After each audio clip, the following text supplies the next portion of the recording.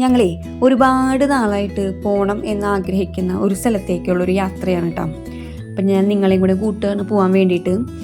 അപ്പോൾ പോകാൻ നിൽക്കുന്ന ആൾക്കാർക്ക് ഇതൊരു അറിവും കൂടി ആവുമല്ലോ എങ്ങനെയാണ് പോകേണ്ടതെന്നുള്ളതൊക്കെ. അപ്പം ഞാൻ പോണത് എവിടേക്കാന്ന് ഞാൻ പറഞ്ഞില്ലല്ലേ, ഏറുവാടിയിലേക്കാണ്. കുറേ നാളായിട്ട് ഞങ്ങൾ പോകണം എന്ന് വിചാരിക്കണല്ലാണ്ട് പോകാൻ പറ്റുന്നുണ്ടായിരുന്നില്ല. അപ്പോൾ ഇന്ന് ഞങ്ങൾ ഫൈനലി പോവുകയാണ്. അപ്പോൾ അതിനുള്ള ഒരു പാക്കിങ്ങും കാര്യങ്ങളൊക്കെയാണ് നിങ്ങൾ കണ്ടുകൊണ്ടിരിക്കുന്നത്. നമുക്ക് ആവശ്യമുള്ള സാധനങ്ങളൊക്കെ നമ്മൾ പാക്ക് ചെയ്തെടുക്കാം. ഞങ്ങൾ ഒരുപാട് സാധനങ്ങളൊന്നും ഞങ്ങൾ കൊണ്ടുപോകണില്ല. ഞങ്ങൾക്ക് രണ്ടുപേരും, ഞാനും ഷർഫും മാത്രമേ പോകുന്നുള്ളൂ. പിള്ളേരെയും കൊണ്ടുപോകണില്ല. കാരണം അത്യാവശ്യം ലോങ് ഉണ്ട് നമ്മളുടെ അവിടെ നിന്ന്. ഇപ്പോൾ എൻ്റെ വീട്ടിൽ നിന്ന് ഞങ്ങൾ തൃശ്ശൂർ റെയിൽവേ സ്റ്റേഷനിൽ നിന്നാണ് പോണത്. അപ്പോൾ ഞങ്ങളുടെ വീട്ടിൽ നിന്ന് തൃശ്ശൂർക്ക് 1 മണിക്കൂറത്തോളം ട്രാവലുണ്ട്. പിന്നെ അവിടെ നിന്ന് ഏർവാടിയിലോട്ട് ഏകദേശം ഒരു 8-9 മണിക്കൂറത്തോളം ട്രെയിൻ യാത്രയുണ്ട്. അപ്പോൾ പിള്ളേരെയും കൊണ്ട് പോയി കഴിഞ്ഞ് കഴിഞ്ഞാൽ അവരും വയ്യാണ്ടാവും, നമ്മളും വയ്യാണ്ടാവും. ഞങ്ങൾ രാത്രി ഫുഡ് കഴിക്കാണ്ടാണ് കേട്ടോ കിടന്നത്.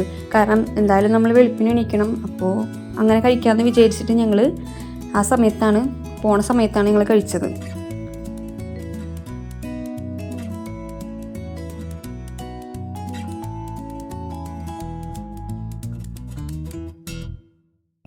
അപ്പം ഞങ്ങൾ പോയിക്കൊണ്ടിരിക്കുകയാണ്. ഞങ്ങൾക്ക് 2:15 ട്രെയിനിൻ്റെ സമയം. അപ്പോൾ നമ്മൾ 1 മണിയൊക്കെ ആയപ്പോഴത്തേക്കും നമ്മൾ വീട്ടിൽ നിന്ന് ഇറങ്ങി. അപ്പോൾ നമ്മൾ തൃശ്ശൂർ റെയിൽവേ സ്റ്റേഷനിൽ നമ്മൾ എത്തിയിട്ടുണ്ട്. ഇനിയിപ്പോൾ നമ്മൾ ഇവിടുന്ന് രാമനാഥപുരത്തേക്കാണ് നമ്മൾ പോണത്. നമുക്ക് ഏർവാടിയിലോട്ട് നമുക്ക് ഡയറക്റ്റായിട്ട് അങ്ങോട്ടേക്ക് എത്താൻ പറ്റില്ല. അപ്പോൾ നമ്മൾ രാമനാഥപുരത്തേക്ക് ഉള്ള ടിക്കറ്റ് എടുക്കണം. നമ്മൾ ബുക്ക് ചെയ്യാൻ നോക്കിയിട്ട് നമുക്ക് കിട്ടിയില്ല, ഫുള്ളായിരുന്നു മൊത്തത്തിൽ. അപ്പോൾ നമ്മളിനി ജനറൽ കയറിയിട്ട് വേണം നമ്മൾ പോകാനായിട്ട്. അപ്പോൾ അത്യാവശ്യം നല്ല തിരക്കും ഉണ്ടായിരുന്നു കേട്ടോ അവിടെ. നമ്മൾ വിചാരിച്ച് സീറ്റൊക്കെ കിട്ടൂലേ എന്നൊക്കെ ഉള്ള ഒരു പേടിയമൊക്കെ ഉണ്ടായിരുന്നു. കാരണം ഇത്രയും ലോങ് അല്ലേ, അപ്പോൾ ഇത്രയും ടൈം നമ്മൾ നിന്ന് പോകാമെന്നൊക്കെ പറയുമ്പോൾ ഭയങ്കര ബുദ്ധിമുട്ടായിരിക്കും. അപ്പോൾ അത്യാവശ്യം നല്ല ടെൻഷൻ ഉണ്ടായിരുന്നു, സീറ്റ് കിട്ടൂലേന്ന്. കാരണം അത്രയും തിരക്കുണ്ടായിരുന്നു അവിടെ. അങ്ങനെ ഞങ്ങൾ ടിക്കറ്റൊക്കെ എടുത്ത് ഞങ്ങൾ ഉള്ളിലോട്ട് കയറിയിട്ടാണ്. അപ്പോൾ ഒരു ട്രെയിൻ വന്നപ്പോൾ ഞങ്ങൾ വിചാരിച്ചു ഞങ്ങളുടെ ട്രെയിനാണ്. പക്ഷേ ഇത് ഞങ്ങളുടെ ട്രെയിൻ അല്ലായിരുന്നു ഗൈസ്. ഇത് കഴിഞ്ഞിട്ട് വരുന്നതാണ് ഞങ്ങളുടെ ട്രെയിൻ. ഞങ്ങൾ ഈ ട്രെയിൻ കണ്ടപ്പോൾ ഞങ്ങൾ സമാധാനിച്ചു. നല്ല നീറ്റായിട്ടുള്ള ട്രെയിനാണല്ലോ എന്ന്. പക്ഷേ അല്ല ഗൈസ്, ഞങ്ങൾക്ക് ഇത്രയും നീറ്റായിട്ടുള്ള ട്രെയിൻ അല്ലായിരുന്നു കിട്ടിയത്. പക്ഷെ ആ സമയത്ത് ഞങ്ങൾക്ക് വീഡിയോ എടുക്കാനായിട്ട് പറ്റിയില്ലായിരുന്നു. നല്ല തിരക്കുള്ള ഒരു ഇതായിരുന്നു. പബ്ലിക്കായിട്ട് നമ്മളിങ്ങനെ വീഡിയോ എടുക്കണമെങ്കിൽ ചിലപ്പോൾ ചിലർക്കൊന്നും ഇഷ്ടപ്പെടില്ല. കാരണം എന്നെ വേറൊരാളുടെ വീഡിയോയിലൂടെ ഒക്കെ കാണുന്നതൊന്നും ചിലപ്പോൾ ചിലർക്ക് ഇഷ്ടപ്പെടില്ല. അപ്പോൾ അതുകൊണ്ട് തന്നെ ഞാൻ ആളേരി ഇല്ലാത്ത ഒരു ഇത് നോക്കിയിട്ടൊക്കെയാണ് ഞാൻ വീഡിയോ എടുത്തത്. കാരണം അവരുടെ വായിലിരിക്കുന്നത് നമ്മൾ കേൾക്കണ്ടല്ലോ എന്ന് വിചാരിച്ചിട്ട്.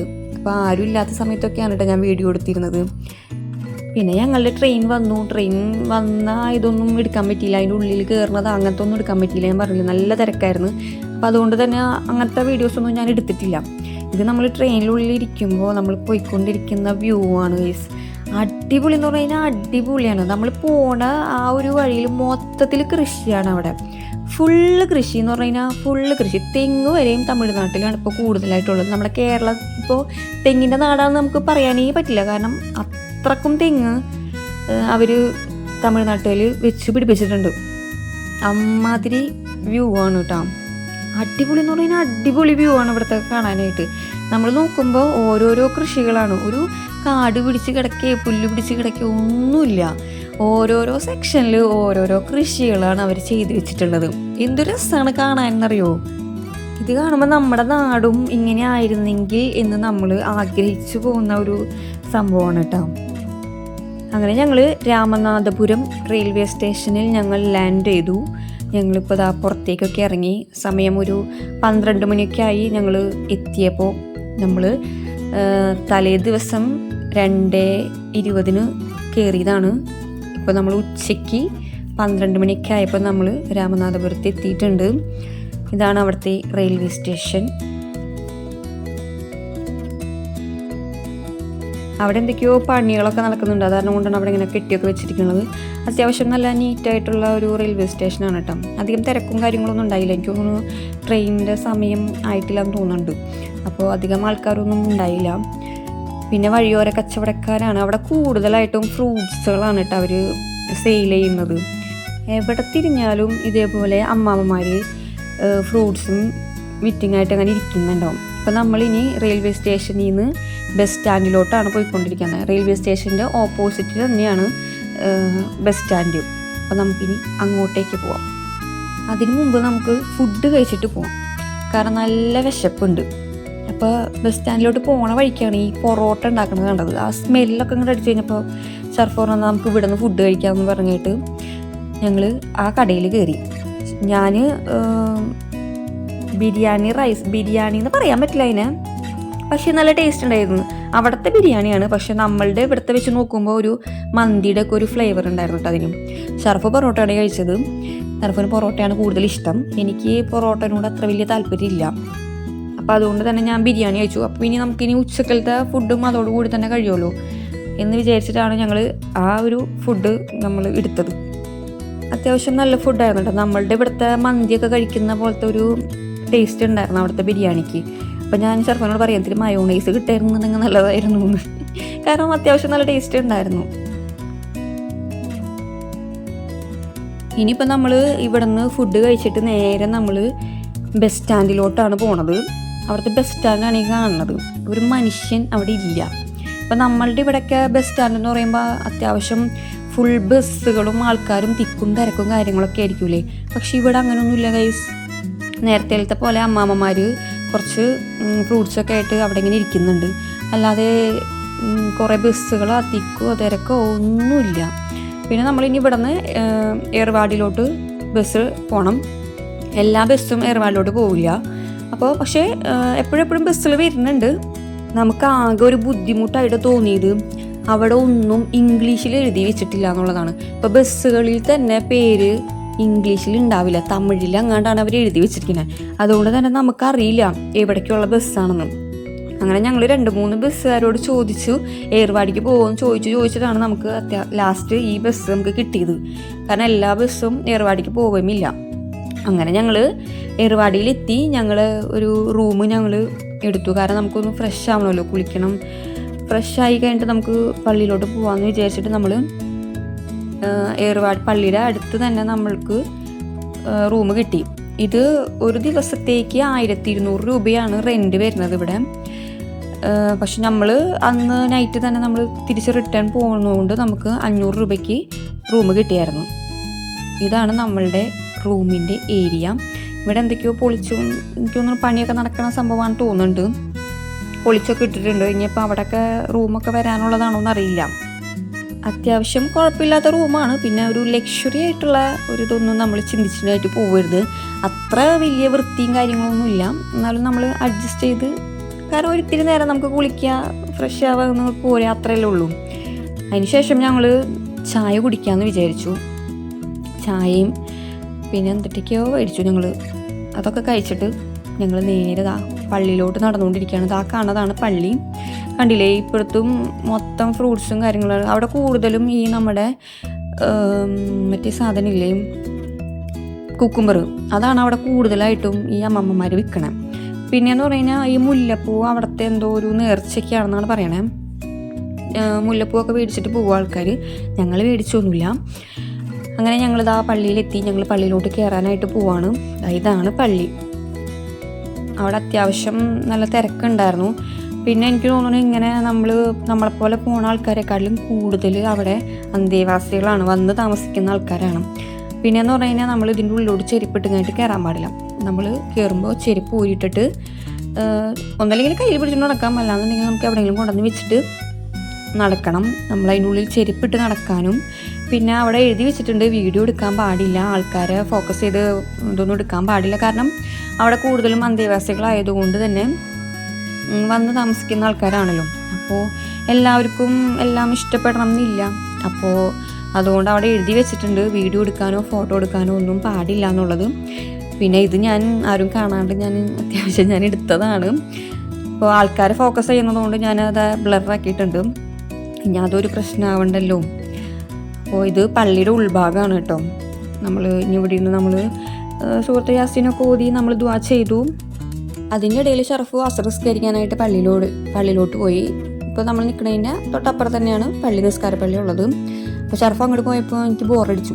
അപ്പോൾ ഞാൻ എന്ത് ചെയ്ത് പുറത്തേക്ക് ഇറങ്ങി. ഞാൻ നോക്കിക്കഴിഞ്ഞപ്പോൾ ആൾക്കാർ മൊത്തം ഈ പള്ളീനെ ചുറ്റും ഇങ്ങനെ റൗണ്ട് ഇങ്ങനെ വട്ടം ചുറ്റണ്. അപ്പോൾ അപ്പോൾ ഞാൻ അവരോട് ചോദിച്ചത് എന്തിനാ ഇങ്ങനെ ചുറ്റണമെന്ന് വെച്ചാൽ പറഞ്ഞു നമുക്ക് എന്തെങ്കിലും ആഗ്രഹങ്ങളൊക്കെ ഉണ്ടെന്നുണ്ടെങ്കിൽ അത് നമ്മൾ മനസ്സിൽ വെച്ചിട്ട് നിയത്ത് ചെയ്തിട്ട് നമ്മൾ എത്ര പ്രാവശ്യമാണ് നടക്കാൻ ഉദ്ദേശിക്കുന്നത് അത്രയും റൗണ്ട് നമ്മൾ നടന്നു കഴിഞ്ഞ് കഴിഞ്ഞാൽ നമ്മളുടെ ആ ഒരു ആഗ്രഹം നടക്കും എന്നാണ് പറയണത്. അങ്ങനെ ഞാനും ഷർഫും കൂടിയും ജസ്റ്റ് നടന്നായിരുന്നു കേട്ടോ. ഒരു 7 പ്രാവശ്യം നമ്മൾ നെയ്യത്ത് ചെയ്ത് കഴിഞ്ഞിട്ട് നമ്മളും നടന്നായിരുന്നു. അതൊക്കെ കഴിഞ്ഞ് അവിടുത്തെ എല്ലാ പരിപാടിയും കഴിഞ്ഞ് കഴിഞ്ഞ് ഞങ്ങൾ അവിടെ നിന്ന് റൂം വിക്കേറ്റ് ചെയ്ത് നമ്മളിങ്ങനെ ഇറങ്ങി. ഒരു 7:15 ആയപ്പോൾ നമ്മളുടെ ബസ് നമുക്ക് കിട്ടി. നമ്മൾ ഏർവാടിയിൽ നിന്ന് രാമനാഥപുരത്തേക്കാണ് നമ്മളിപ്പോൾ ബസ്സിന് പോകാൻ പോണത്. നമ്മൾ അവിടെ എത്തി, റെയിൽവേ സ്റ്റേഷനിലെത്തി. അതിനിടയിലത്തെ അതൊന്നും ഞാൻ എടുത്തിട്ടില്ല കേട്ടോ. ഇതിപ്പോൾ റെയിൽവേ സ്റ്റേഷനാണ്. നമ്മൾ ഇനി ട്രെയിന് നമുക്ക് ഉണ്ടോ എന്ന് അറിയാൻ വേണ്ടിയിട്ട് നമ്മൾ റെയിൽവേ സ്റ്റേഷനിലോട്ട് വന്നതാണ്. പക്ഷേ അവിടെ പൊരിഞ്ഞ മഴയായിരുന്നു ഗൈസ്. എന്നിട്ട് ഞങ്ങൾ അവിടെ തന്നെ കുറച്ച് നേരം നിന്നു. മഴ മാറിയിട്ട് നമുക്ക് ഇറങ്ങാമെന്ന് വിചാരിച്ചിട്ട് നമുക്ക് ട്രെയിൻ കിട്ടിയില്ലായിരുന്നു കേട്ടോ. ട്രെയിൻ ഉണ്ടായിരുന്നില്ല.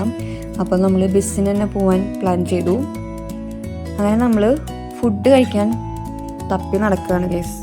അത് ഭയങ്കര ഒരു ടാസ്ക്കായിരുന്നു. കാരണം നമ്മൾ ഈ സൈഡിൽ ഫുട്പാത്തിൽ നിന്ന് കഴിക്കാമെന്ന് വിചാരിച്ചിട്ട് തീരെ വൃത്തിയില്ലാത്തൊരു ഏരിയ ആയിരുന്നു ഞങ്ങൾ ഫുഡ് കഴിക്കാൻ നോക്കിയത്. നമുക്ക് ഒട്ടും ഇഷ്ടപ്പെട്ടില്ല.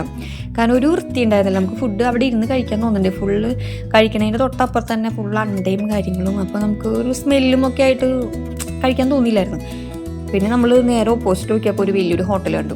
അപ്പോൾ നമ്മൾ അവിടെ നിന്ന് ഫുഡ് കഴിച്ചു. അവിടുത്തെ എന്തോ ഒരു സ്പെഷ്യലായിട്ടുള്ള ഒരു ഫുഡായിരുന്നു അത് ഞാൻ കഴിച്ചത്. ചിലപ്പോൾ പിന്നെ പൊറോട്ടയാണല്ലോ. എന്നിട്ട് പിന്നെ ഞങ്ങൾ ബസ്സിൽ കയറി.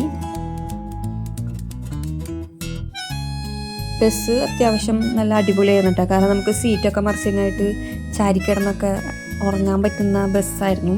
പിന്നെ വെളുപ്പിനൊരു 5 മണിയൊക്കെ ആയപ്പോൾ നമ്മൾ കോയമ്പത്തൂർ എത്തിക്കഴിഞ്ഞിട്ടാണ് പിന്നെ നമുക്ക് അവിടെ നിന്ന് അങ്ങോട്ടേക്ക് ബസ് കിട്ടാൻ നല്ല ബുദ്ധിമുട്ടായിരുന്നു. കാരണം നമ്മൾ ബസ്സിലായാലും റിസർവ് ചെയ്യണം എന്നാണ് പറയുന്നത്. അല്ലാതെ നമുക്ക് ബസ്സിൽ ട്രാവൽ ചെയ്യാൻ പറ്റില്ല അവിടുത്തെ.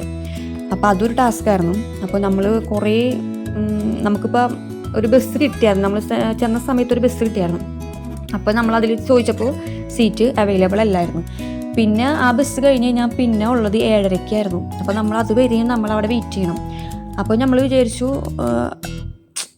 കണ്ടക്ടറോട് നമ്മൾ ചോദിച്ചു ഇതിലിപ്പോൾ റിസർവ് ചെയ്തിട്ട് ഇപ്പോൾ ആർക്കെങ്കിലും വരാത്ത ആൾക്കാരുണ്ടാവുമല്ലോ, അപ്പോൾ ആ സീറ്റ് ഒഴിവുണ്ടോയെന്ന് വെച്ചപ്പോൾ ആൾ പറഞ്ഞു അതറിയില്ല, അപ്പോൾ നിങ്ങൾക്ക് പോകണമെന്നുണ്ടെങ്കിൽ നിങ്ങൾ നിന്നിട്ട് പോവാം, നിങ്ങൾക്ക് സീറ്റില്ലെങ്കിൽ നിന്നിട്ട് പോകാം, കുഴപ്പമില്ല എന്ന് പറഞ്ഞു. അപ്പോൾ ഞങ്ങൾ വിചാരിച്ചു വന്നാൽ നിന്നിട്ട് പോകാമെന്ന് വിചാരിച്ചു. പിന്നെ നമ്മൾ ആ കണ്ടക്ടറോട് ചോദിച്ചു ആരെങ്കിലും വരാത്തത് ഉണ്ടോയെന്ന് ചോദിച്ചപ്പോൾ അങ്ങനെ നമുക്ക് കിട്ടിയായിരുന്നു. 2 സീറ്റ് നമുക്ക് കിട്ടി. അപ്പോൾ നമ്മൾ ഇടയിൽ ആൾ വരികയാണെന്നുണ്ടെങ്കിൽ നമ്മൾ എണീറ്റ് കൊടുക്കണം എന്ന് പറഞ്ഞിട്ടുണ്ടായിരുന്നു. അപ്പോൾ നമ്മൾ ആ ഓക്കെ എന്ന് പറഞ്ഞിട്ട് നമ്മൾ സീറ്റിൽ കയറിയിരുന്നു. പക്ഷേ നമ്മൾ തൃശ്ശൂർ എത്തണ വരെ നമുക്ക് എണീക്കേണ്ടി വന്നില്ല. കാരണം ആ ടിക്കറ്റിലുള്ള ആൾക്കാർ വന്നിട്ടുണ്ടായിരുന്നില്ല. അപ്പോൾ അതൊരു ലക്കായിട്ട് കിട്ടിയായിരുന്നു. പിന്നെ നമ്മൾ തൃശ്ശൂർ നമ്മളൊരു 9 മണിയൊക്കെ ആയപ്പോൾ നമ്മൾ തൃശ്ശൂരിലെത്തി. നമ്മളിപ്പോൾ നമ്മുടെ നാട്ടിലെത്തിയിരിക്കുകയാണ്. അങ്ങനെ നമ്മൾ ഇനി വീട്ടിലോട്ട് പോയിക്കൊണ്ടിരിക്കുകയാണ്. അതിന് ഏകദേശം ഒരു 1 മണിക്കൂറത്തെ ട്രാവലിംഗ് ഉണ്ട്. അതിനിടയിൽ ഞാൻ ഹെൽമെറ്റ് പോകുന്നത് ഞങ്ങൾ രാത്രിയാണല്ലോ, അപ്പോൾ ഞങ്ങൾ ആകെ ഒരു ഹെൽമെറ്റ് എടുത്തിട്ടുണ്ടായിരുന്നു. അപ്പോൾ പകുതിക്ക് വെച്ച് ക്യാമറ കണ്ടപ്പോൾ ഷർഫു വണ്ടിയിൽ നിന്ന് ഇറങ്ങി ക്യാമറ പാസ് ചെയ്ത് നടന്നുപോയി. പിന്നെ അവിടെ നിന്ന് ഞാനാണ് കേട്ടോ വണ്ടി ഓടിച്ചിട്ട് പോകുന്നത്. അങ്ങനെ നമ്മൾ ഫൈനലി വീട്ടിലെത്തി. പക്ഷേ അടിപൊളിയായിരുന്നു കേട്ടോ. കുറച്ച് കഷ്ടപ്പാടൊക്കെ ഉണ്ടായിരുന്നു, എങ്കിലും നമ്മളുടെ ഒരു ആഗ്രഹം നമുക്ക് നിറവേറ്റാൻ പറ്റി എന്നതിൽ സന്തോഷം. പിന്നെ എന്ന് പറഞ്ഞാൽ ആ പള്ളിയുടെ ഒരു പ്രത്യേകത, നമുക്ക് ആരെങ്കിലും എന്തെങ്കിലും ചെയ്തിട്ടുണ്ടെങ്കിൽ ഇപ്പോൾ ഈ കൂടോത്രോ അങ്ങനത്തെ സംഭവങ്ങളൊക്കെ ഉണ്ടല്ലോ, അതൊക്കെ ആരെങ്കിലൊക്കെ നമുക്ക് ചെയ്തിട്ടുണ്ടെങ്കിൽ അവിടെ ചെല്ലുമ്പോൾ നമ്മൾ വൈലൻ്റ് ആവും. അതോടുകൂടി കഴിഞ്ഞാൽ നമ്മളുടെ ആ ഒരു ഇത് പോകും എന്നാണ് പറയണത്. അപ്പോൾ ഞാനൊക്കെ പേടിച്ചു, പഠിച്ചോനെ ഞാനെങ്ങനെ വൈലൻ്റ് ആവുമെന്ന്. പക്ഷേ വൈലൻ്റ് ഒന്നും ആയില്ല. പക്ഷേ അവിടെ 2-3 ഇത്തമാർ വൈലൻ്റ് ആയിരുന്നു. എന്തൊക്കെയൊക്കെയോ വിളിച്ച് പറയുന്നുണ്ടായിരുന്നു അവർ. അപ്പോൾ കണ്ടപ്പോൾ സത്യത്തിൽ വിഷമം തോന്നി, പേടിയും തോന്നി. കാരണം നമ്മളെപ്പോലെ തന്നെ ആൾക്കുള്ള ആൾക്കാരാണല്ലോ, എന്തിനാണ് ഇവരിങ്ങനെയൊക്കെ ചെയ്യണമെന്ന് അറിയില്ല. അപ്പോൾ ഒരാളും നല്ല രീതിക്ക് ജീവിക്കുന്നത് കാണാൻ ആഗ്രഹമില്ലാത്ത ആൾക്കാരായിരിക്കുമല്ലോ ഇങ്ങനെ ചെയ്യുന്നത്. അപ്പോൾ കണ്ടപ്പോൾ ഒരു വിഷമം തോന്നിയായിരുന്നു. അപ്പോൾ അത്രയുള്ളൂ ഗൈസ്. ഇനി അടുത്ത വീഡിയോ ആയിട്ട് കാണാം. Bye bye.